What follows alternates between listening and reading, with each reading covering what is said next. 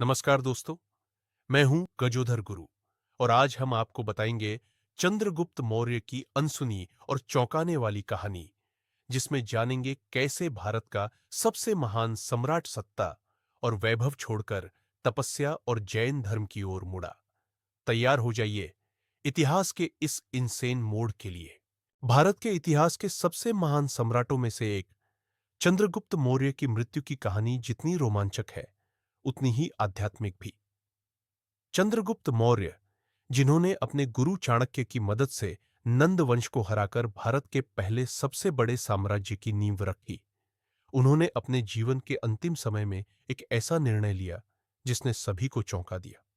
सत्ता, वैभव और शक्ति की ऊंचाइयों पर पहुंचने के बाद भी उन्होंने राजगद्दी छोड़ दी और अपने पुत्र बिंदुसार को साम्राज्य सौंपकर जैन धर्म का मार्ग अपनाया।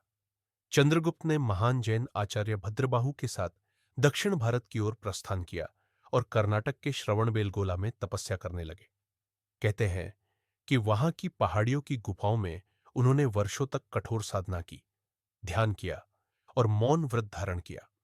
अपने जीवन के अंतिम चरण में चंद्रगुप्त ने सल्लेखना व्रत अपनाया, जो जैन धर्म की सबसे कठिन स्पिरिचुअल प्रैक्टिस मानी जाती है। इस व्रत में व्यक्ति धीरे धीरे भोजन और पानी का त्याग करता है, जब तक कि आत्मा पूर्ण शांति प्राप्त न कर ले। माना जाता है कि चंद्रगुप्त ने कई हफ्तों तक उपवास किया और अंततः ध्यानावस्था में शरीर त्याग दिया।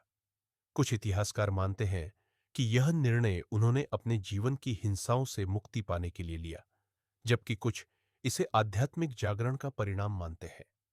रोचक बात यह है कि चंद्रगुप्त की मृत्यु की सटीक तिथि आज भी इतिहास के लिए एक रहस्य है। वर्तमान में श्रवणबेलगोला एक प्रमुख जैन तीर्थ स्थल है, जहां आज भी वो गुफाएं मौजूद है जहां भारत के सबसे महान सम्राट ने अपनी अंतिम सांस ली थी।